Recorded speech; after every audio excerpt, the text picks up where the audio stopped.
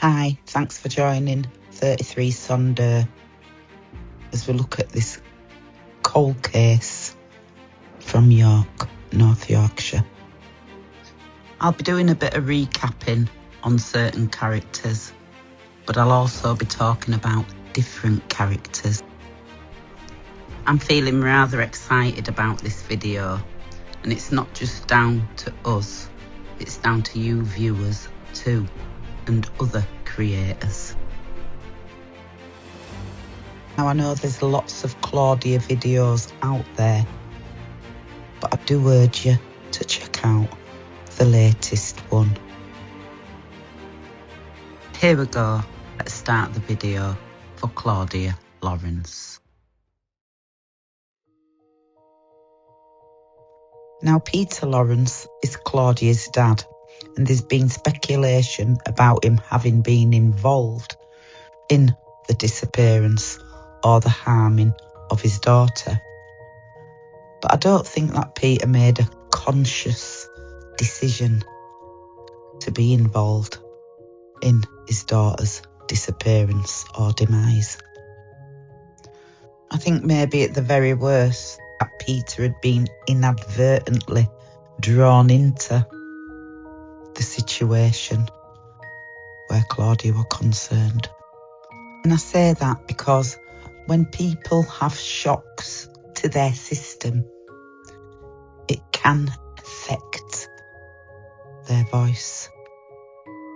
In some cases, the effect can be devastating to the point that they become mute.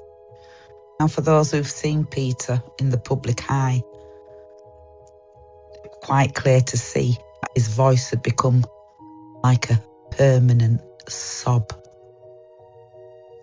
He stutters and he stammers, and it was like he's been sobbing for such a long time.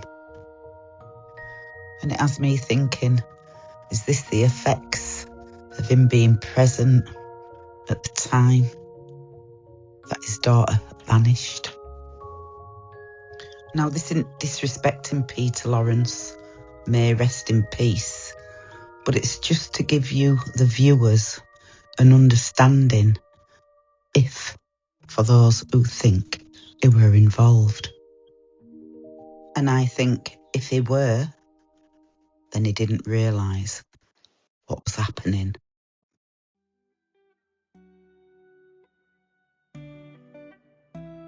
And I'd also like to talk about Susie Cooper, the best friend, the sister, the spinster sister. I'm just wondering, was Susie the sitting duck in the Nag's Head? She were bearing witness to the presence of others in the pub at the time. She was also bearing witness that her friend Claudia Lawrence weren't around.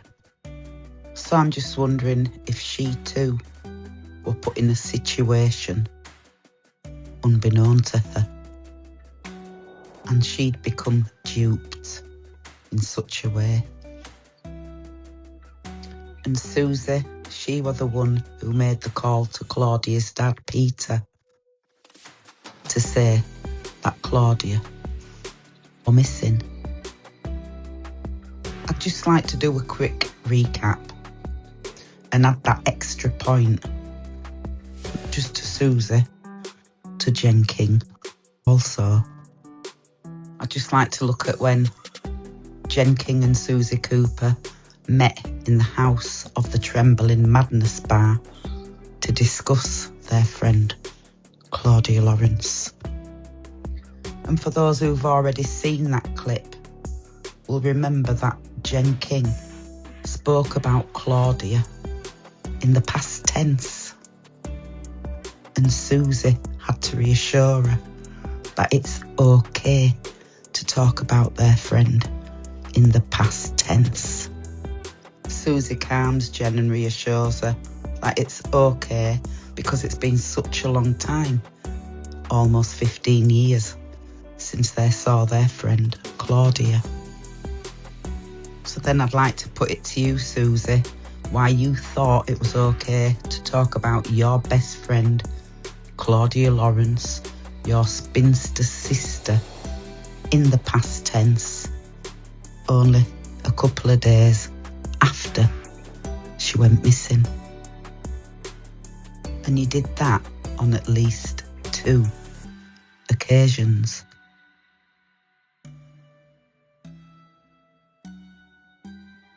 And when you realised you'd done that, you got upset. And you said, Claudia will hate this. She hates being the centre of attention. But the statement you made after saying that, it didn't relate to you saying that. It didn't make any sense. Because you said, Claudia will hate being the centre of attention. That does not relate to talking about her in the past tense. So just to reassure Jen that it was okay, weren't okay. And the fact that Susie made a promise to Claudia that she'd find her, does that mean she'd actually spoke to Claudia the night she vanished, when Susie actually said that Claudia's phone was dead?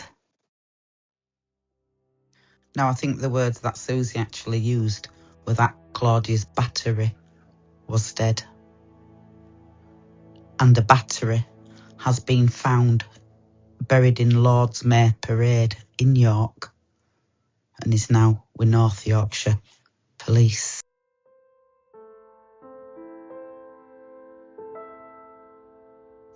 Now, I don't know if that's the terminology that you'd use. You'd probably just say the phone's dead, not the battery is dead. Let's not forget, the battery was removed from Claudia's phone. So it makes me wonder if Claudia managed to make a call to Susie, and Susie made a promise to Claudia that she'd find her. And it's just a hypothetical suggestion as to why a promise would be made by Susie to find her friend, Claudia.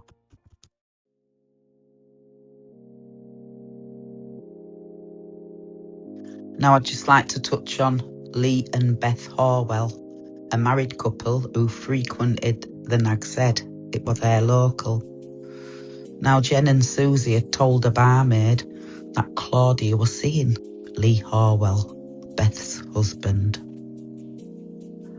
I'm not sure if it were through the 2 of them spreading in the pub about Lee and Claudia that Beth found out.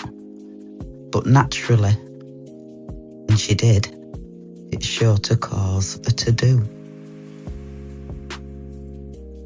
Now, I'm not here to accuse, but although Beth Horwell did tell the police that Claudia had had an affair with her husband and had caused the breakup of their marriage, I also remember Jen King saying that married men in the Nag's Head didn't want aught to do with it. They were worried that they'd be accused.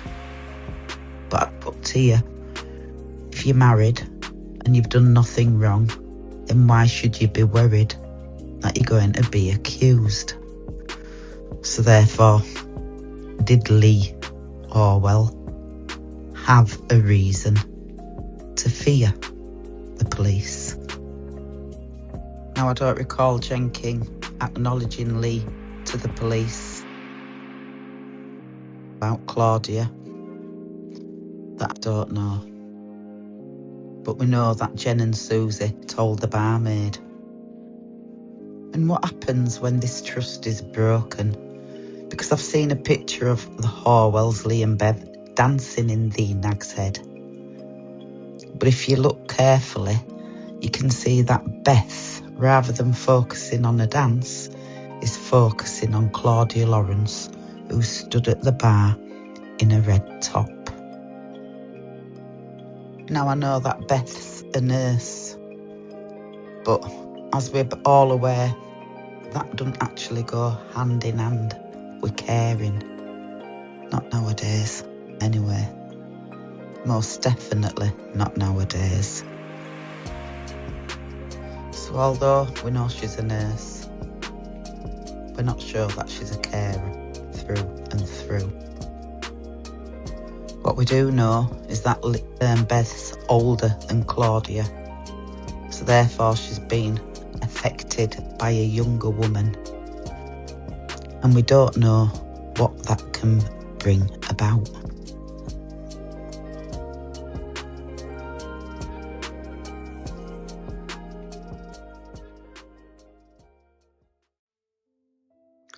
The Nag's Head.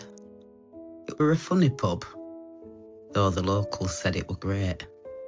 But if you weren't a regular, you'd find the pub kind of eerie and uncomfortable just to be in there.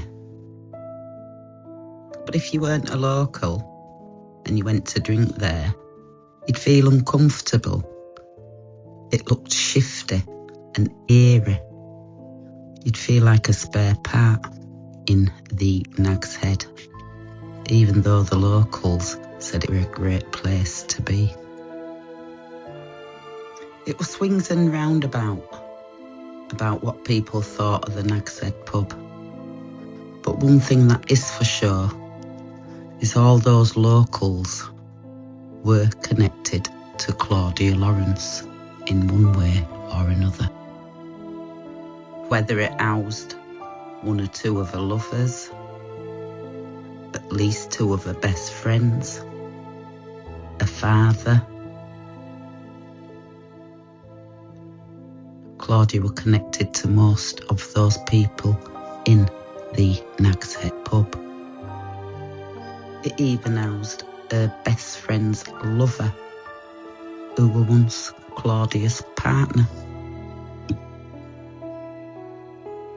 And it was the type of pub that held secret lockdowns, and people were too familiar with each other. Tactility, being too tactile.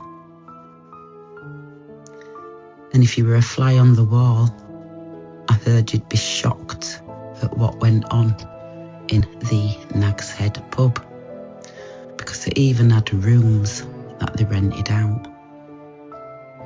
And for those who took part in the tactility, it was seen as normal. But for those who observed, it was seen as kinda strange, odd, weird. So the Nag's Head pub is a great focus for the police, who believe that someone within there knows what's happened to Claudia Lawrence. And I think maybe the police need to go back and start their investigations again. And I think the police are spot on.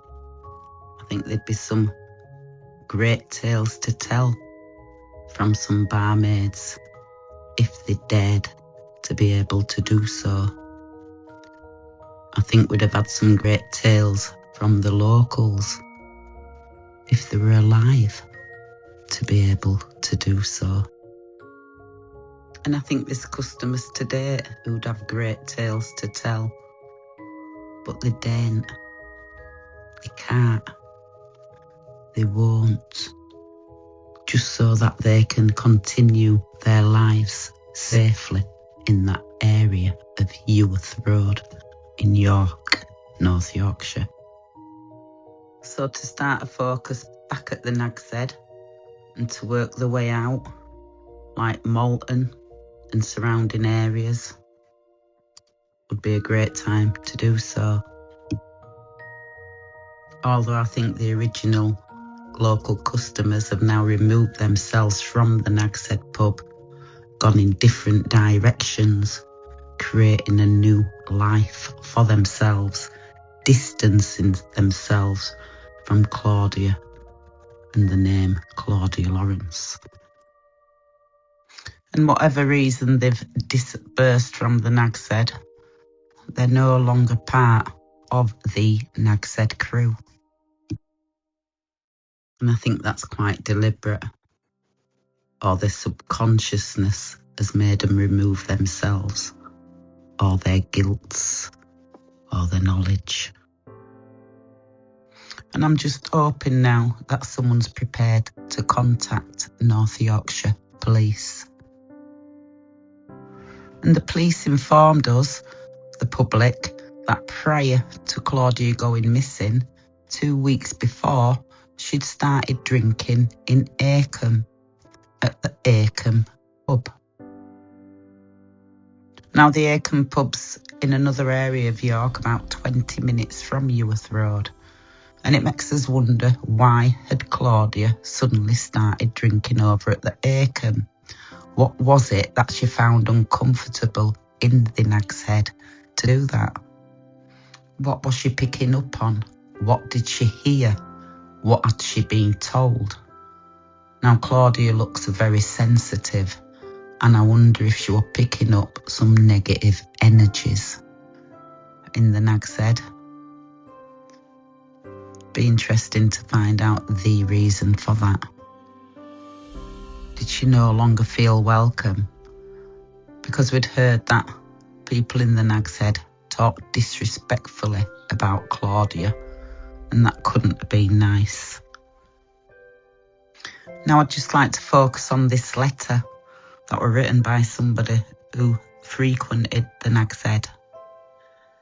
Now, they talk about a man who were forced to strangle Claudia because of pressure put on him by others. And it also says that Claudia had to ask if Jen King could lodge at her house. She had to ask if it were okay for Jen to stay early that year. And this person said that he and Claudia occasionally had a meal there, putting others into the frame. And he and Claudia often stood at the end of the bar so as to converse with friends like Simon and Susie. And from time to time, Peter would be with them. So what were going on? There's too many smoke and mirrors. And it goes on to say, you know who's been in the news by observation. And like I said, I like anagrams and abbreviations. Also says that this person had been kept out of the limelight by many. And if you see how prominent the word many is, I'm good with anagrams. And that speaks a certain name to me. But just in my opinion. So who do we see a lot of in the news? By our own observation. It's the same person who's been behind the smoke screen. And we know that there's been fake information put out there and fake news, which just causes confusion to the case. Who do you think that is? Who was it who was in charge or control of putting this information out there to the police and to the media?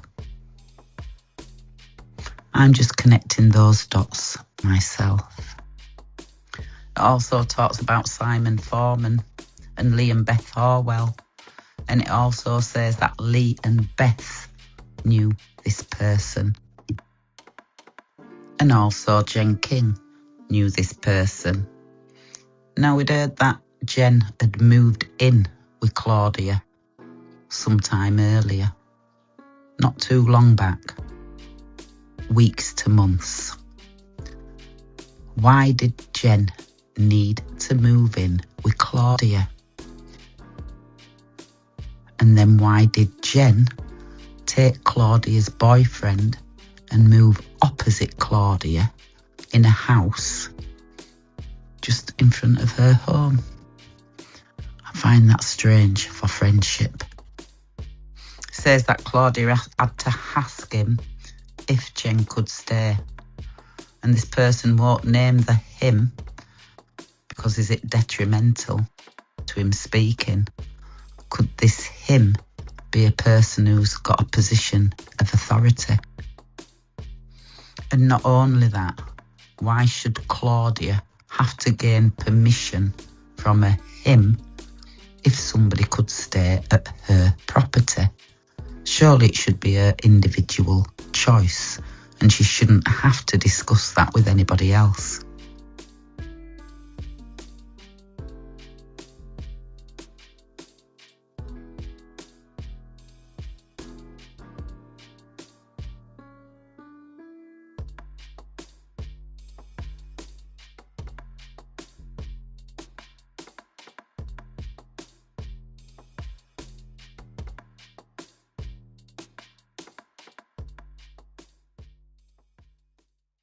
The whole place had a slightly spooky atmosphere.